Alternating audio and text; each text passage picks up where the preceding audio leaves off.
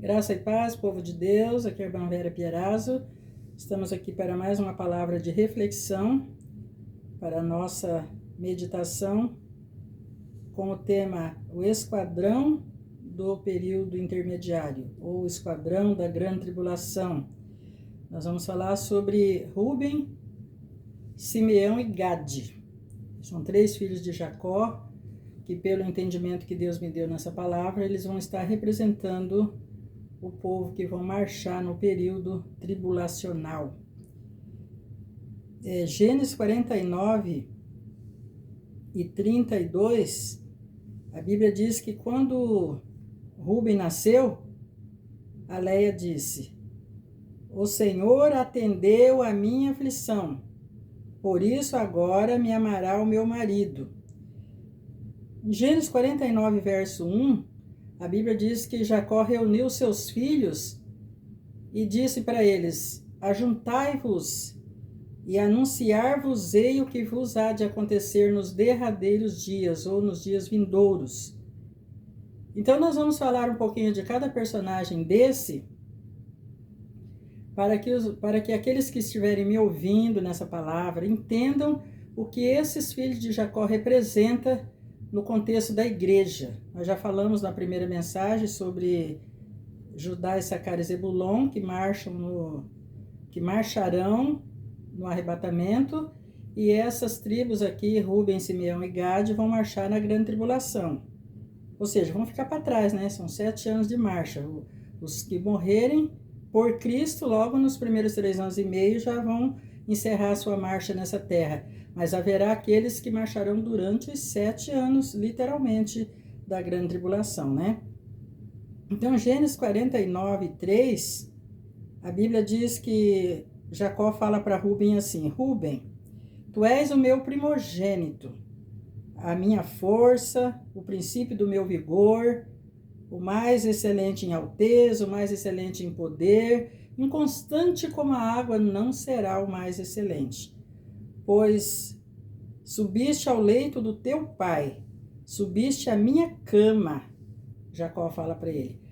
Então eu entendi aqui que só nesse versículo Jacó está falando do que Rúben cometeu contra ele, no caso de ter subido à sua cama, mas também Rúben representando o povo que maculou o leito do pai, do nosso Pai eterno, com a rejeição do Filho de Deus, né? Porque Deus também não se agradou nem um pouco, né? Tanto é que esse povo, eles vivem ainda até hoje pagando um preço muito caro por causa da rejeição pelo Filho de Deus. Então, quando ele diz assim: "Impetuoso como a água não será o mais excelente", observa que ele não disse: "Você não será o primogênito, você não será mais o meu primogênito." Ele diz: "Tu és meu primogênito." Mas ele não disse: "Você não será mais o meu primogênito." Ele disse: "Você não será o mais excelente." Porque a primogenitura aqui, nesse contexto aqui, ela é de Jesus e não dos filhos de Jacó. Porque Jesus reinará sobre a casa de Jacó eternamente, como diz a Bíblia. Então, ele não poderia ter esse título de primogênito. Por isso que ele não será o mais excelente. Essa excelência que seria de Rúben vai ficar com José. José será o representante do povo no milênio. E Gênesis 48, verso 5, a Bíblia vai dizer que Jacó falou para José: "Os teus 2 filhos que te nasceram no Egito, antes que eu viesse a ti no Egito, eles são meus." Observe que o verbo está no presente. Eles são meus. Aqui Jacó representando a igreja, quer dizer que os filhos de José, que é Efraim e Manassés, são filhos da igreja. O livro de Oséias fala muito, né? O profeta Oséias fala muito sobre esse Efraim, que é um povo descuidado, um bolo que não foi virado, um povo que cresce muito para o trigo e para o vinho, mas se afastam de Deus. Eles são como pomba enganada, que invoca o Egito e vai para a Síria. Então é desse povo que é o nosso povo, que é filhos da igreja, são povos da igreja. E Manassés, como quando ele nasceu, José falou sobre esquecimento, então ele representa o povo que se esquece de Deus. Efraim representa crescimento, porque quando ele nasceu, José falou de crescimento. Então, ele é um povo que que cresce muito, como diz o profeta Oséias, cresce para o trigo e para o vinho, ou seja, é um povo materialista, né? Trigo e vinho fala de prosperidade financeira e lazer, né? É isso que o povo corre atrás, prosperidade financeira e lazer, trigo e vinho. Então aqui a Bíblia diz assim: Efraim e Manassés serão meus. Aí ele joga o verbo para o futuro. Mas por que que Jacó faz isso? Por que que ele fala isso? É claro que ele estava falando profeticamente. Ele não estava ali delirando, não. Ele sabia do que ele estava falando, ele estava sendo boca de Deus ali na frente de José, falando sobre os filhos de José, mas na realidade ele estava falando dos filhos da igreja, dos filhos de Jacó como filhos da igreja. Então quando ele disse assim, Efraim e Manassés serão meus, como Rubem e Simeão. Mas por que como Rubem e Simeão? Nós já vamos entender isso no decorrer da mensagem aqui, porque ele diz assim, ó, mas a tua geração que tu gerarás depois deles quem?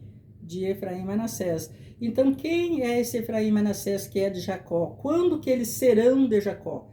Eles serão de Jacó, Efraim e Manassés é hoje de Jacó, que é da igreja, serão de Jacó lá no milênio, serão os sobreviventes, gentios e judeus e gentios, porque os judeus aí sempre vêm em primeiro lugar, né? Porque a obra de redenção, de salvação ali no milênio é mais mesmo por causa do povo judeu, mas os gentios também estarão lá. É um povo que foi falado sobre esquecimento, é um povo que representa aqueles que se esquecem de Deus e eles vão estar sempre assim carregando esse peso do esquecimento, assim como os judeus carregam o peso da rejeição, de não ter feito caso do Filho de Deus, né?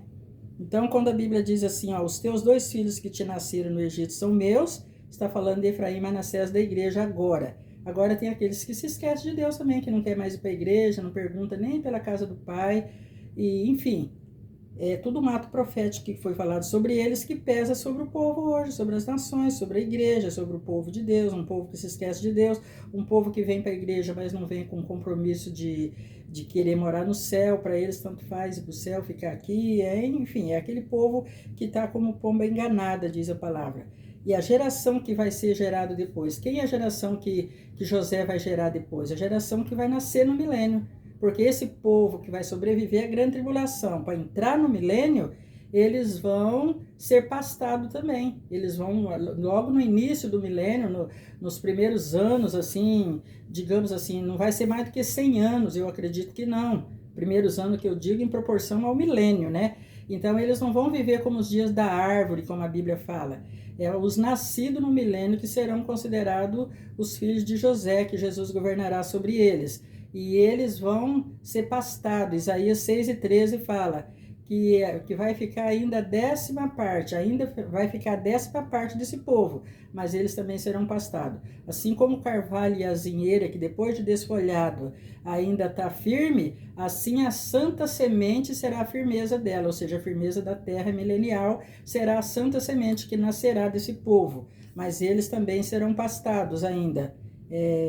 Quem quiser entender um pouquinho melhor sobre essa parte aí, Isaías capítulo 6, quando o profeta diz, eis-me aqui, envia-me a mim, o Senhor disse, vai e profetiza assim, assim, assim para eles lá, não vou falar tudo aqui para não tomar muito tempo, mas e aí o profeta se assusta e fala, mas até quando, Senhor? Aí ele diz, até que aconteça isso, mais aquilo ali e tal, leia lá que vocês vão entender, eu sei tudo de cor esse Isaías capítulo 6, mas eu não vou citar aqui porque toma tempo do assunto que eu tenho que falar aqui. Lucas 1:32 e 33, a Bíblia diz que o anjo Gabriel fala para Maria que o filho que ela teria, né, que ela nasceria dela, se chamará Jesus, e ele será grande, ele será chamado Filho do Altíssimo, e o Senhor seu Deus, e o Senhor Deus lhe dará o trono de Davi, seu pai, e ele reinará eternamente sobre a casa de Jacó. Então veja também a grandeza desse personagem, que nós deveríamos assim ter um pouco mais até de carinho, né, quando falar sobre o nome de Jacó, porque ele é uma pessoa importantíssima no reino de Deus, né, para nós que somos considerados por Deus como bichinho de Jacó, povozinho de Israel, né? Então vamos aqui para Mateus 24:22, fala que Se aqueles dias não fossem abreviados, nenhuma carne se salvaria. Tem gente que pensa que os dias abreviados está falando dos dias que a igreja, para a igreja ser arrebatada, que Deus vai abreviar os dias. Não é. A abreviação dos dias é dentro do período tribulacional. Porque a Bíblia diz em Mateus 24 e 21 que haverá grande aflição, como nunca houve desde o princípio do mundo até agora, e nem tampouco depois disso haverá. Então é por isso que o Rubem, ele estará representando o sobrevivente judeu, porque quando ele nasceu, a Leia disse, porque Deus ouviu a minha aflição. Então, ela falou de aflição, e é tempos de aflição que o Rubem vai estar representando esse povo. O povo de Rubem vai estar representando, o Rubem vai estar representando esse povo que viverão 7 anos de aflição. Os primeiros 3 anos e meio será para o povo de Simeão, é o povo que vai morrer por amor a Cristo. E o povo judeu, como eles vão fazer aliança com o anticristo, já tudo um propósito de Deus para que eles aguentem, não passe, para que os dias sejam abreviados, o sofrimento seja abreviado, né? Então, os primeiros 3 anos e meio, eles estão com aliança com o anticristo. Aí, porque eles acham que é o Messias. Quando eles descobrirem que foram enganados, eles quebram a aliança. Então, só eles podem quebrar essa aliança com o anticristo. Ao passo que os demais, que não são judeus, eles vão fazer uma aliança com Cristo, e essa aliança não pode ser quebrada, porque eles já quebraram a aliança no tempo da graça com Cristo, por isso que eles ficaram. Então eles vão renovar a aliança e não pode mais ser quebrada, por isso que eles vão ter que morrer. De uma vez que eles fizeram aliança com Cristo, essa aliança não pode ser voltada atrás. Aí eles vão dar suas vidas por amor a Cristo. Até porque quem não der suas vidas por amor a Cristo na grande tribulação e aceitar a besta, de todo jeito vai morrer. E ainda, né, vai para a perdição eterna. Então vamos aqui, em Números capítulo 2, no verso 1, fala que a bandeira de Rubem, a bandeira do exército de Rubem, observe que aqui não está falando mais de tribo, que está falando de exército mesmo, está falando de um povo. A bandeira do exército de Rubem, segundo seus esquadrões, estará para o sul. Verso 12, junto a ele armará suas tendas a tribo de Simeão, que daqui a pouco nós vamos falar sobre essa tribo. E depois a tribo de Gade. O verso 16 fala que todos os que foram contados do exército de Rubem, segundo seus esquadrões, esses marcharão em segundo lugar. Porque quem marchará em primeiro lugar é a igreja do arrebatamento, os mortos em Cristo e os ressuscitados. Em segundo lugar marchará esse povo. Eles estão marchando dentro do período tribulacional. E marchando para onde? Marchando para o milênio, porque todo esse povo aqui marcha para a salvação. Eles marcham os vivos que escaparem com vida, é o remanescente judeu, remanescente gentil, e os que morrerem por Cristo também estarão marchando por milênio. Estarão lá em corpos espirituais glorificados, vivendo e reinando com Cristo por 1000 anos. Deuteronômio 33:6, Moisés fala desse povo de Rubem. Ele disse, viva Rubem e não morra, e que seus homens sejam numerosos. Ou seja, por que ele diz viva Rubem e não morra? Porque o remanescente judeu não vai morrer. Não vai morrer durante a grande tribulação, e quando dá entrada no milênio, eles também não morrem, porque daí Jesus prende Satanás, né? Deus prende o diabo, Satanás, a antiga serpente, e aquele povo vai viver em paz até o dia da morte deles, porque eles também vão morrer, porque ao homem está ordenado morrer uma vez, vindo depois disso o juízo, né? Então eles morrem, mas eles vão morrer salvos, porque nesse tempo Deus vai tirar os pecados deles, eles vão, os que nascerem deles serão chamados semente santa, bendita do Senhor, e assim por diante, né? Então ele diz aqui, viva Rubem e não morra. Então eles não vão morrer, como eu já disse, né? Isaías 6:13 fala que, porém ainda a 10ª parte ficará nela, que é esse povo de Rubem. A 10ª parte ficará nessa terra e será pastada. Quando diz será pastada, significa que Jesus, o propósito de Deus mesmo, o propósito de Jesus não é governar sobre essa geração pecadora. E esse povo que vai entrar no milênio é uma geração pecadora. Por isso que é os filhos deles que é a semente bendita do Senhor.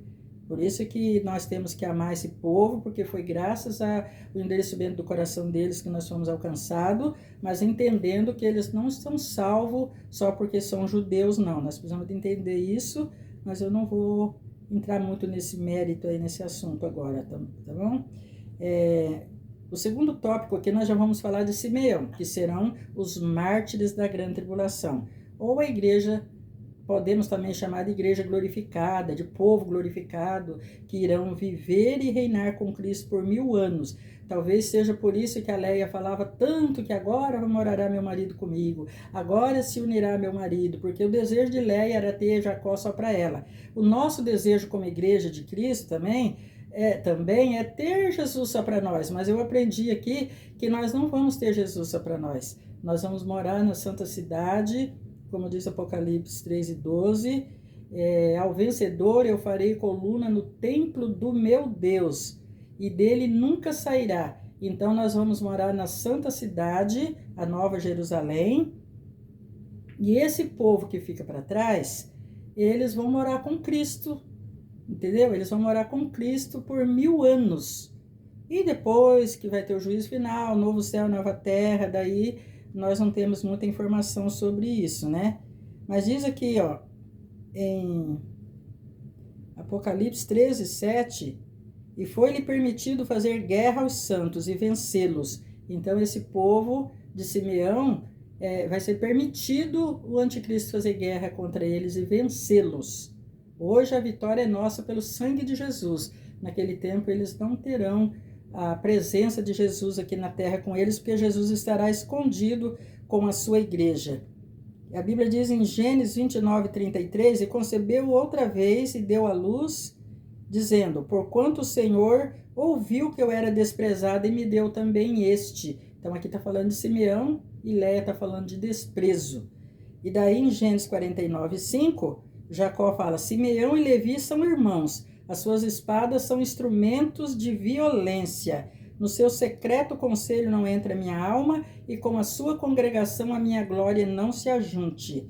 Por que ele está falando isso? Ele diz assim, ó, maldito seja o seu furor, pois era forte, a sua ira, pois era dura. Ele está falando desses homens, desses 2 filhos dele, porque eles mataram os cidadãos de Siquém para defender a honra da Diná, que é a única filha que Jacó teve. Então isso está falando profeticamente do período tribulacional, onde Simeão e Levi, que são irmãos, que aqui representa, pelo que eu entendi, os anjos do Senhor, os executores do juízo de Deus, que estarão na terra guerreando juntamente com Simeão, que é o povo que vai dar suas vidas por amor a Cristo. Haverá nesse tempo anjos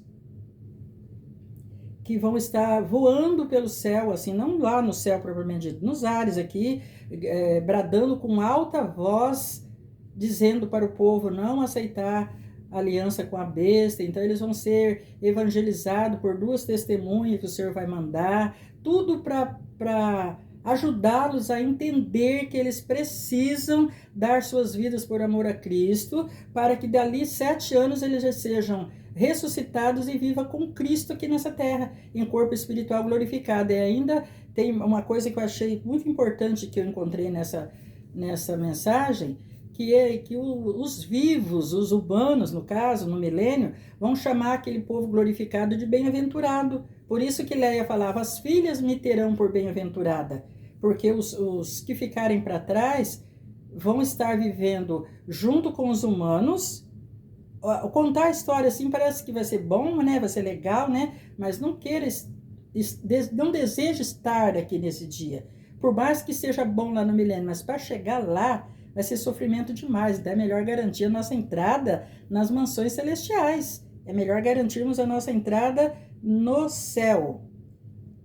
A Bíblia diz em Oséias, no capítulo 6, o verso 2, que diz assim, depois de 2 dias nos dará vida, e ao 3º dia nos ressuscitará e viveremos diante dele. Aqui está falando para os mártires da grande tribulação, o profeta está falando. Depois de 2 dias significa o tempo exato de Deus para buscar a igreja. Não quer dizer 2000 anos. Que fique bem claro, 2 dias aqui não está falando de 2000 anos. É por isso que tem gente que se confunde, mas nós já estamos em 2024, que ano será que Jesus vai voltar? Esses 2 dias aqui não está falando de 2000 anos, mas sim do Kairos, que é o tempo de Deus. Aí o período tribulacional de 7 anos e o terceiro dia, que vai ser 1000 anos, entra para o Cronos.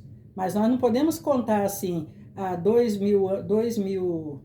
dias são 2000 anos, para começar o terceiro ano, então teria que ser 2.999 para chegar no terceiro dia. Não é assim que funciona. É por isso que aqui em 2 Pedro 3:8, a Bíblia fala: mas, amados, não ignoreis uma coisa, que um dia para o Senhor é como 1000 anos e 1000 anos como um dia.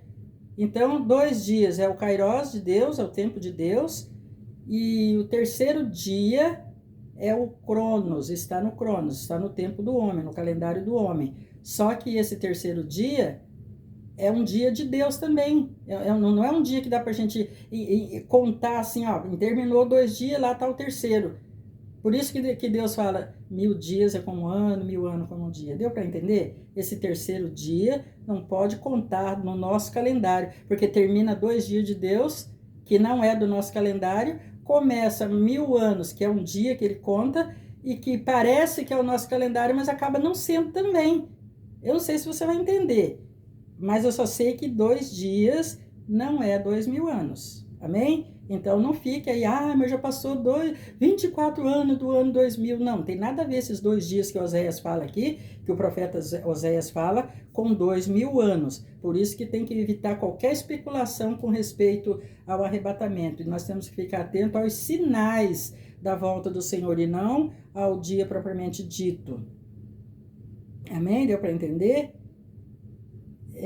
Aqui em Apocalipse 15:2 diz assim: e vi um como mar de vidro, misturado com fogo, e também os que saíram vitoriosos da besta, da sua imagem, do seu sinal e do número do seu nome, que estavam junto ao mar de vidro e tinham as harpas de Deus. E vi tronos, diz Apocalipse 20, verso 4. E vi tronos e assentaram-se sobre eles, e foi-lhes dado o poder de julgar. E vi as almas daqueles que foram degolados pelo testemunho de Jesus e pela palavra de Deus, que não adoraram a besta nem a sua imagem, não receberam o sinal na sua testa nem nas suas mãos, e viveram e reinaram com Cristo por 1000 anos. Então aqui está falando desse povo que vai morar com Cristo no milênio. Talvez seja por isso que a Leia e a Raquel tinham aquelas desavenças, assim, aquela coisa, né? Cada uma queria ser a esposa e as duas eram, e ficava aquela guerrinha entre elas, mas tudo isso aí era um ato profético também para a igreja, porque a igreja e o povo judeu também, aparentemente, também está assim, mas Jesus é nosso noivo, como é que nós vamos ter o casamento, a bodas do Cordeiro, 7 anos com Jesus, depois Jesus deixa nós lá e vem cuidar da Raquel, no caso aqui, que é o povo judeu que vai estar na terra, né? Então são coisas que só espiritualmente mesmo para a gente entender, e que são coisas que não adianta a gente querer entender na forma humana, que você não vai entender mesmo.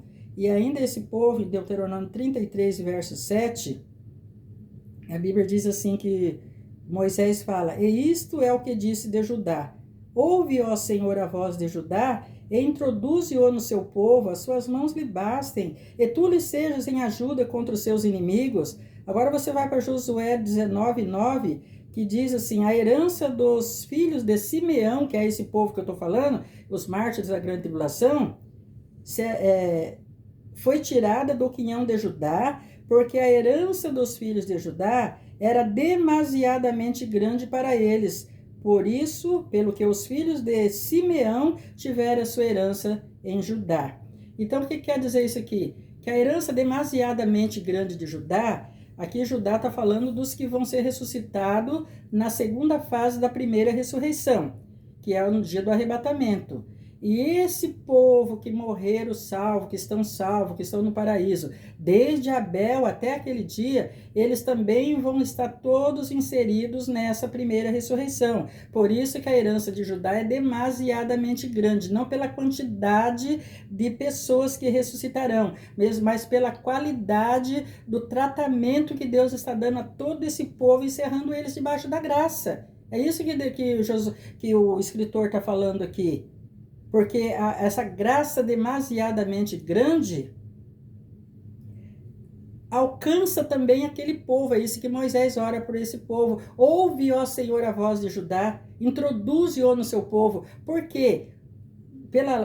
Pelo nosso entendimento assim, eu entendi que esse povo que morre na grande tribulação era para eles ficar 1000 anos aguardando lá a última ressurreição.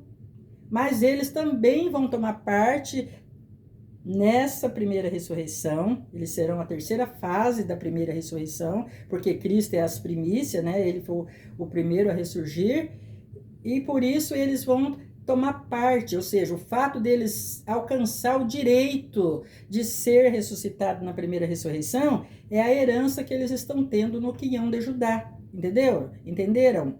É isso que o Senhor colocou no meu coração. Eu achei muito lindo quando eu entendi isso, porque não era para ser um privilégio deles, mas Moisés está lá intercedendo no livro de Deuteronômio. Ouve, ó Senhor, a voz de Judá, introduza no seu povo, as suas mãos lhe bastem, ou seja, chega de sofrimento, eles vacilaram e tudo, mas e o povo de trás também? Todo esse povo que está alcançando essa graça demasiadamente grande, também vacilaram também. Todos nós somos falhos, cheios de fraquezas, de imperfeições, então não é justo, é como se Moisés estivesse dizendo para Deus, não é justo deixar esse povo aí toda a vida, né, aí no sofrimento, mais um ano ainda aí parado, sem poder interagir, porque quando é ressuscitado, passa a poder interagir, né? Então é isso que ele está dizendo. Isso é o que disse de Judá. Ouve a voz de Judá, porque o apóstolo João, naquela visão, ele vê esse povo debaixo de um altar clamando: até quando, ó eterno e santo dominador,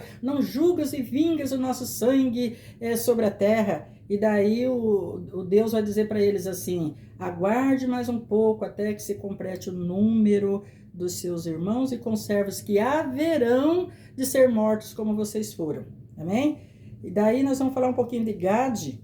O Gade vai estar representando os sobreviventes das nações, porque há uma diferença ali entre o sobrevivente das nações e o sobrevivente judeu. O sobrevivente judeu é representado por Ruben. Viverão momentos de aflição, mas vão viver e não vão morrer. E Gade também, claro, Gade vai fazer parte, por exemplo, quando eles rejeitam a aliança com a besta e aceitam a aliança com Jesus, a turma de Simeão é a turma que morre. E a turma de Gade é uma turma que sobrevive, por isso que é dividido como se fosse por tribo, para poder a gente entender. Deus facilita esse nosso modo de entendimento da palavra quando a gente busca, é claro, não é só ler assim e conseguir entender, tem um mistério todo por trás disso, né? Para a gente conseguir entender a palavra do Senhor. Números capítulo 2, verso 14, melhor dizendo, o verso 10, Gênesis 30, verso 10, a Bíblia diz que Zilpa deu um filho a Jacó, mas só que esse filho era de Leia. Isso que eu me confundi um pouquinho aqui, porque quem deu a luz foi Zilpa, mas o filho era de Leia. E quem pronunciou uma palavra profética foi a Leia, porque ela tinha aquele filho, ela recebia como filho dela. Então ela disse assim, afortunada. E essa palavra afortunada, ela quer dizer, é como se ela estivesse dizendo, eu sou uma sortuda. O porquê que ela disse só pode ser profético, porque esse povo vai representar o sobrevivente das nações. E eu estive assim analisando, meditando, realmente é muita sorte sobreviver e chegar no final da grande tribulação com vida no povo gentil, porque o povo judeu ainda tem um particular de Deus ali, que é esse povo, mas o povo gentil é um povo que esqueceram de Deus. É um povo que teve o chuveiro da graça sobre eles, que está tendo o chuveiro da graça, derramando graça sobre eles, e eles estão se esquecendo do nosso Deus, né? E Gênesis 49, 19, Jacó fala, quanto a Gade, uma tropa o acometerá, ou seja, eles sofrerão perseguição, mas ele acometerá por fim, ou seja, ele vai sobreviver. É isso que Jacó estava falando aqui. Ezequiel 7, 15, diz que fora está a espada, dentro a peste e a fome. E o que estiver no campo morrerá a espada, e o que estiver na cidade, a fome e a peste consumirão. E escaparão os que fugirem deles, mas estarão pelos montes como pomba nos vales. Isso aqui está falando desse povo na grande tribulação. Os que conseguirem escapar, é só um milagre de Deus mesmo. Eu creio que é o próprio Deus que vai escondê-los, né? Por isso que a Bíblia diz Simeão e Levi são irmãos, porque enquanto está Simeão representando os humanos que estão dando suas vidas por amor a Cristo, eu imagino o Levi representando os anjos da justiça de Deus, do juízo de Deus. Não que Levi deixe de representar toda aquela representação que a Bíblia fala da classe sacerdotal, do povo que trabalha na obra de Deus, não é isso, mas eles também vão estar representando anjos executores do juízo de Deus na grande tribulação. Por isso que Jacó fala, Simeão e Levi são irmãos. Deuteronômio 33 e 21, Moisés fala que esse Gade se proveu da melhor parte, porquanto ali estava escondida a porção do legislador. Ou seja, legislador aqui é o próprio Deus, é Jesus, o nosso Deus. Ele vai esconder esse povo. Por isso que eu entendi que ele só vai sobreviver gentil porque o legislador vai escondê-los. Aqui diz assim, ali estava escondida a porção do legislador, ou seja, eles vão ser considerados uma porção de Deus, um povo que Deus vai esconder mesmo, porque caso contrário, não escapa ninguém, porque ainda mais com essa tecnologia avançada que nós temos hoje, né? Então, eles vão estar escondidos. Deuteronômio 33 e 21 fala isso. Ali está escondida a porção do legislador. Por isso veio com o chefe do povo, executou a justiça do Senhor e os seus juízos para com Israel. Então, como a Bíblia fala que Simeão e Levi são irmãos, vou falar rapidamente aqui algumas palavras sobre Levi, mas para a mensagem não ficar muito longa, eu não vou falar muito de Levi, mas só que o que Deus me deu a entender, que Levi é esse povo que vai, ou seja, é o anjo do Senhor que vai executar o juízo de Deus na terra. E em Gênesis 29, 34, quando Levi nasceu, a Leia diz, agora, esta vez se unirá meu marido a mim, porque 3 filhos lhe tenho dado, por isso se chamou Levi. Então, esses anjos também, quando terminar essa guerra, eles também se unirão a Jesus também, que é o marido, que aqui chama, esta vez se unirá meu marido a mim. Porque todos os anjos de Deus têm desejo também que termine essa jornada aqui na terra da igreja, para que eles também possam descansar também, porque se o ser humano acha que está trabalhando muito, né, quer descansar, os anjos do Senhor também têm desejo de descansar também das labúrias dessa vida aqui. Então, Deuteronômio 33 e 8 diz assim, de Levi disse Moisés, teu Urim e teu Tumim são para o teu amado, que tu provaste em Massá e com quem contendeste junto às águas de Meribá. Então, Urim e Tumim é uma expressão proveniente do hebraico que significa luzes e perfeições. E era o sumo sacerdote quem consultava a Deus por Urim e pelo Tumim. Eram 2 pedras, uma branca e uma preta, né? A branca era sim e a preta era não.